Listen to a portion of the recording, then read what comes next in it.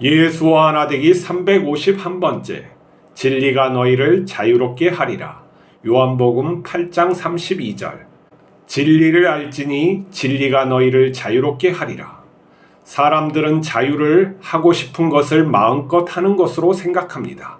자유를 억압하면 폭력까지 불사합니다.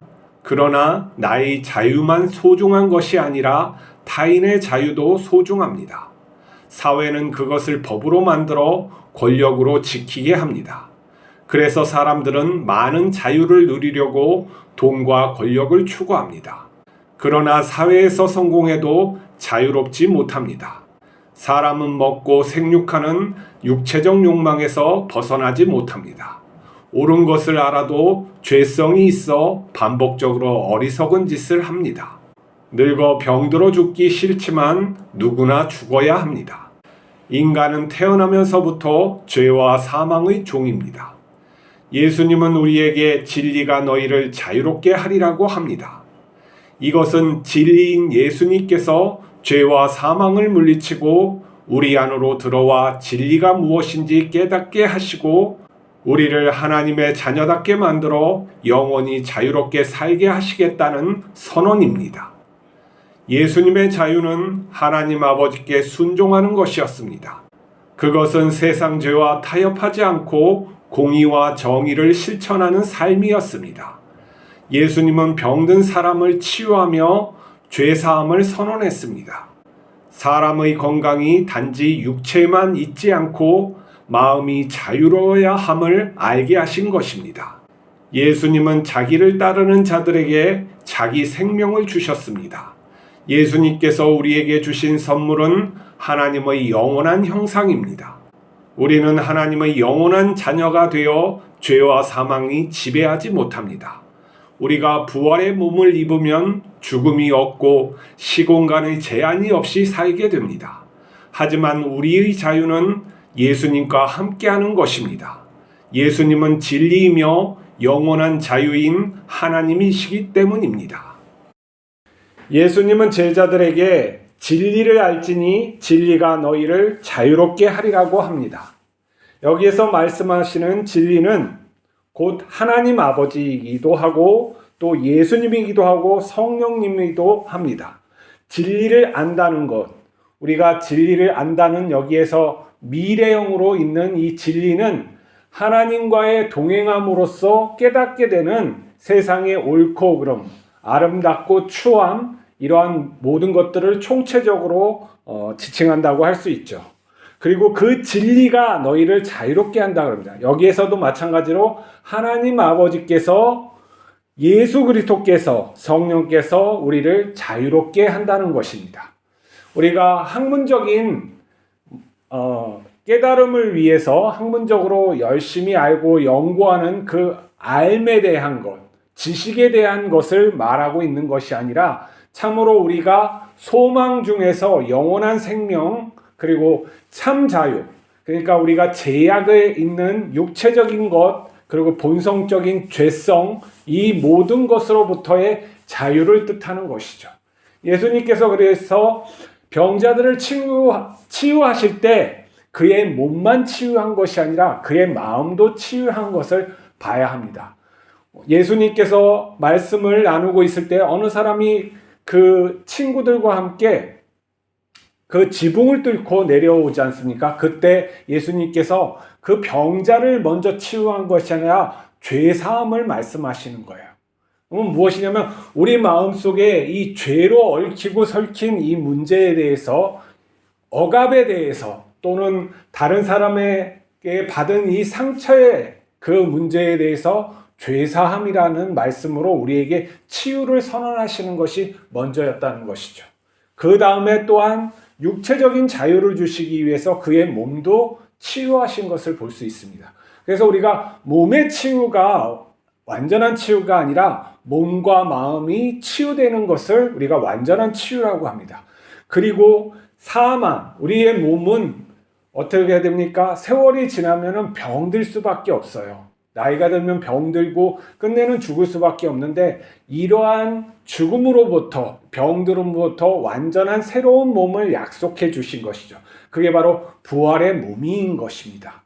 그래서 우리가 성경에서 말하는 그 진리는 어떤 학교에서 뭐 과학적인 진리, 뭐 알매, 이런 뭐 철학적 진리, 그런 것이 아니라 실제적인 우리의 삶에서 몸을 치유하고 또 마음을 치유하고 끝내 그 소망이 완전한 부활의 몸, 흠이 없는, 죄를 지을 수 없는 그 몸까지 소망하는 것으로 나가게 되어 있습니다. 이게 바로 하나님의 자녀가 된다는 권세를 주시는 거예요.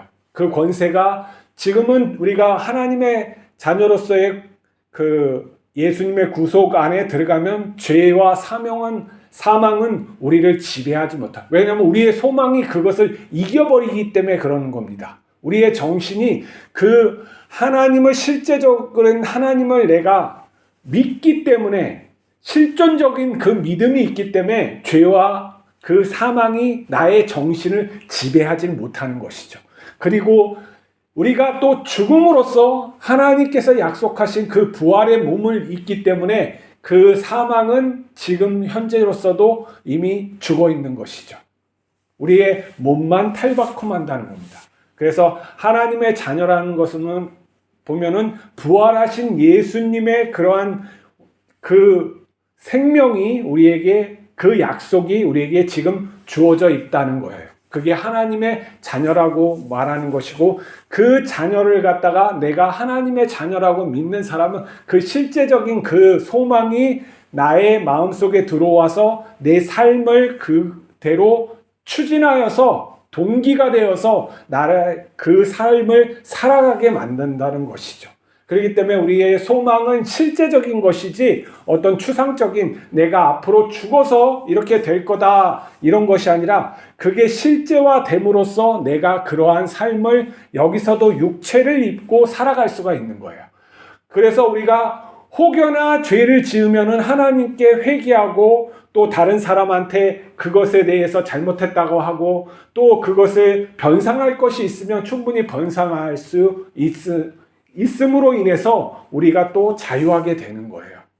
그 과정이, 자유함은 하나님의 그 자유함이 여기에서 느껴지는 것이지 우리가 죽어서 느껴진다는 것은 아니라는 것이죠. 그러니까 몸의 이 현재의 나의 이 의식을 싸고 있는 이 몸 또한 하나님의 자녀로서의 그 됨됨이를 살아가게끔 하는 그러한 터전이 될 수가 있는 것이죠.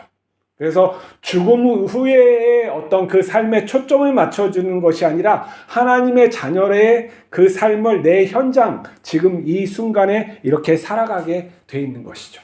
이것은 무엇이냐면 우리가 어떠한 것을 주체적으로 깨달아서 도약하는 것이 아니라 예수 그리스도 그 진리께서 우리 안으로 오셔서 우리를 갖다가 그 자유에 대하여 깨우침을 주시고 성령께서 하나님의 깊은 것을 갖다 깨닫게 하여 주셔서 이 모든 세계에 대해서 올바른 가치관을 가질 수 있도록 또 하나님의 어떤 분이신가를 알 수 있도록 하신다는 거예요.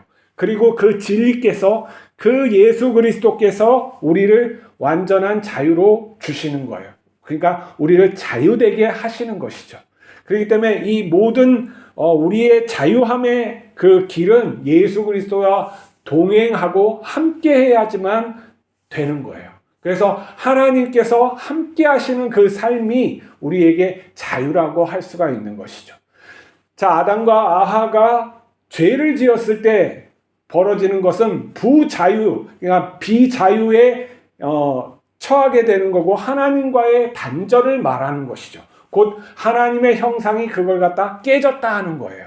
하나님의 그 온전한 형상이 깨진 것으로 표현될 수가 있고, 지금의 사람들, 보통 세상 사람들에게도 하나님의 그 형상의 흔적은 있지만은 그것이 온전히 발휘되지 못하는 것은 하나님과의 단절이 있는 것이죠. 그 단절을 갖다가 예수님께서 메꾸신 것이 아니라 예수님, 곧 하나님의 새 형상, 감춰져 있던 하나님의 독생자의 형상이 우리에게 성육신하여서 오셨고, 그 성육신하신 그 하나님 독생자께서 십자가에서 자기를 내어줌으로 그 자신을 갖다가 우리에게 줌으로 그 영원한 그 형상을 우리가 선물로 받은 것이죠. 우리가 그래서 하나님의 생명, 그 독생자를 갖다가 우리가 선물로 받은 것입니다. 우리는 그래서 하나님의 영원한 형상을 가지게 돼 있는 거예요. 그것도 우리가 이제는 떨어질 수 없는 하나님의 그 독생자께서 우리가 문을 열고 맞이하면 이제는 들어와서 더 이상 하나님의 통치에서 벗어날 수 없게 감싸 안아서 구속하신다는 거예요. 더 이상 그 소유에 대해서 더 이상 방관하지 아니하시고 주도적으로 그 일을 하시는 것이죠. 진리가 안다는 것은 무엇인가 옳고 그름이 아니라 그 진리가 우리를 그렇게 만드시고야 말겠다는 예수님의 지금 선언이라고 말하고 있는 거예요. 우리가 학문적인 그런 추구가 아니라 예수님께서 하나님 대신에 선언을 해서 우리를 반드시 그렇게 만들어 주시겠다는 선언인 것이죠. 그래서 우리가 그 약속을 믿는 것이 곧 자유함이라는 거예요. 그 약속을 믿고 우리가 예수님을 따라 그 삶을 살아감으로써 그 진리를 우리가 얻을 뿐만 아니라 체득해서 체화해서 살아가는 것이죠. 그래서 우리가 그것을 완전히 이루기 위해서 계속 자신을 부인하면서 덜어내면서 오직 예수님으로만 채우고, 그게 뭐냐면 예수님께서 하나님이시면서도 독생자이시면서도 아들이시면서도 아버지에게 순종하는 그 삶을 사시는 것이죠. 그 순종하는 삶은 뭐니까 세상의 불의에 관해서 공의와 진리로 하나님의 뜻에 맞게 살아가는 거예요. 그러니까 그것을 싸우는 것이 아니라 그 진리를 자신이 진리됨으로 살아갈 때 부딪히는 것일 뿐인 것이죠. 그렇지만 하나님 아버지께서 끝까지 함께 하셔서 그 영광스러운 모습으로 다시금 이 세상에서 승리하심을 부활로 증명해 주시는 거예요. 우리도 그러한 삶을 살아가고 있다고 생각하면 됩니다. 그러나 이제 우리가 그 예수님을 따르는 그 모습에 있어서 너무나도 부족하기 때문에 그것이 잘 드러나지 않는 것이죠. 그렇지만 그것은 옳은 삶이 아니에요. 예수님을 제자들처럼 비록 그들이 처음에는 깨닫지 못했지만 예수님, 부활하신 예수님을 만나서 그 진리에 대해서 알고 성령을 갖다가 받음으로써 그 진리됨을 살아가는 것 같이 우리가 성령을 받은 성도들은 그 진리됨을 살아야 하고 또한 진리됨을 살 수밖에 없는 인생인 것이죠.